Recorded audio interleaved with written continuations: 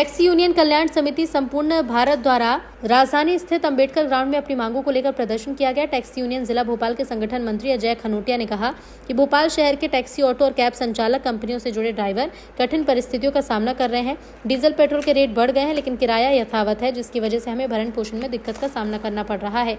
उन्होंने कहा कि गाड़ी की फिटनेस और परमिट के नाम पर भारी भरकम राशि खर्च करते हैं, इसके बावजूद कंपनियों द्वारा लागत का आधा रेट भी नहीं मिल रहा। इसके अलावा अवैध taxi bus station, railway station और चार्टर्ड बस के पास खड़ी होती है और सवारियां ले जाती हैं, जिस वजह से रजिस्टर्ड गाड़ियों को नुकसान हो रहा है। उन्होंने कहा कि कंपनियां किराया नहीं बढ़ा रही, जिससे काफी नुकसान हो रहा है। कलेक्टर गाइडलाइन के अनुसार किराया निर्धारित हो। जावेद खान ने कहा कि प्राइवेट गाड़ी के संचालन पर रोक हो।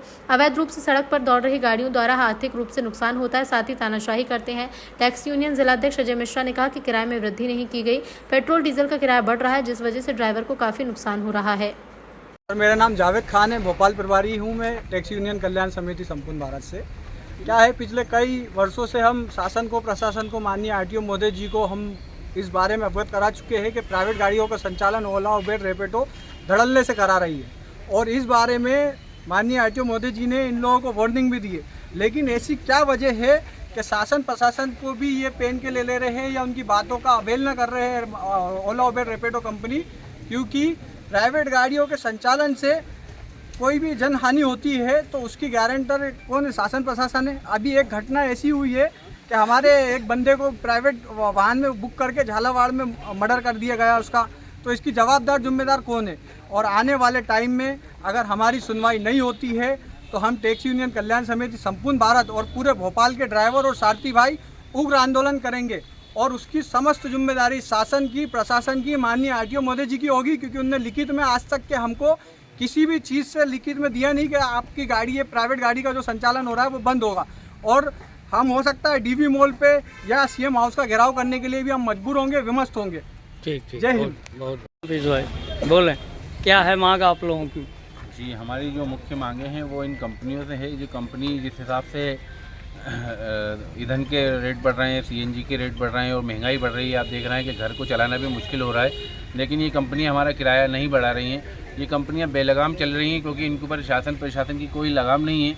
कई बार क्षेत्रीय परिवहन अधिकारी जी ने भी हम लोगों को वहाँ पर बुलाया, जैसे कि हमारे साथी अजय खनोटिया जी ने भी बताया आपको कि वहाँ चाय पर चर्चा होती है और चाय बिस्कुट खिला के हमको, और उन लोगों को हमारे सामने कोई डांट फटकार लगा दी जाती है और उनको कहा जाता है कि आप अवैध गाड़ियों का संचालन बंद करें, प्राइवेट गाड़ियों का संचालन बंद करें, आपको 48 घंटे का समय है।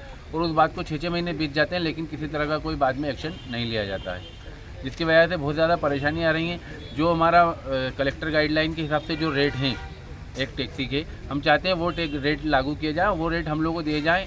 ये 3 कंपनियाँ जो आपसी प्रतिस्पर्धा कर रही हैं, एक दूसरे से कॉम्पिटिशन कर रही हैं, वो ओला, उबर, रैपिडो, एक दूसरे को कस्टमर को लुभाने के लिए नए नए ऑफ़र देती हैं। एक 200 रुपये बताता है, दूसरा 160 रुपये बता देता है, तीसरी कंपनी 120 रुपये बता देती है, जिसकी वजह से हमारे रेट ख़राब हो रहे हैं। हम चाहते हैं कि शासन प्रशासन उन पर अपना एक रेट लगाएं, तीनों ही कंपनी एक ही रेट के ऊपर गाड़ियां दें, जो कि कलेक्टर गाइडलाइन के हिसाब से होना चाहिए।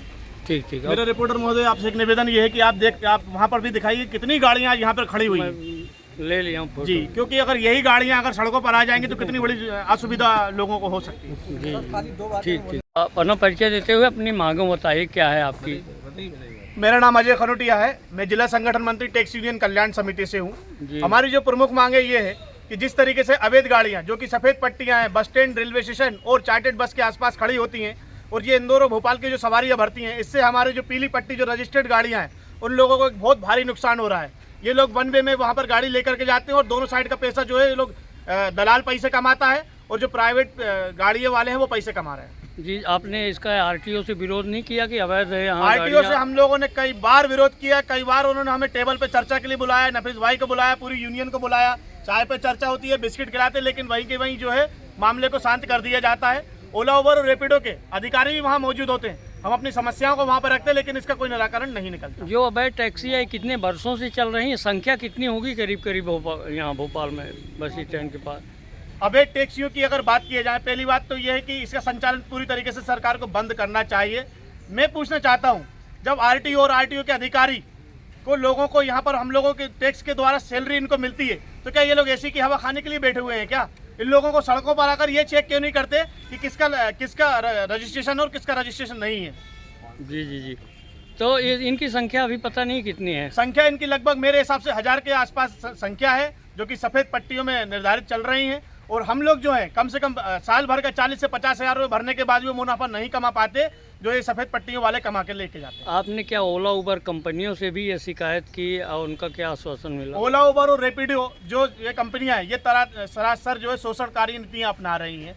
ये कुल मिलाकर के हमारी कमाई को सही तरीके से जो है खा रही हैं और हम लोगों को कुछ भी नहीं देख रही। आप लोग अगर देखेंगे रैपिडो, उबर और ओला, ये मात्र 65 रुपये से 100 रुपये तक की राइड हमको दे रही है। मैं पूछना चाहता हूँ, आज अगर कोई व्यक्ति ऑटो वाले से रेट का मोल भाव करता है तो 150 से 200 रुपये उसका लेता है, लेकिन हमें कस्टमर के गंतव्य पे जाने में 3 किलोमीटर लगता है, उसको ड्रॉप करने में 10 किलोमीटर लगता है, और मात्र हमें ये 110 रुपये 120 रुपये देती। ये कहाँ की नीतियाँ हैं?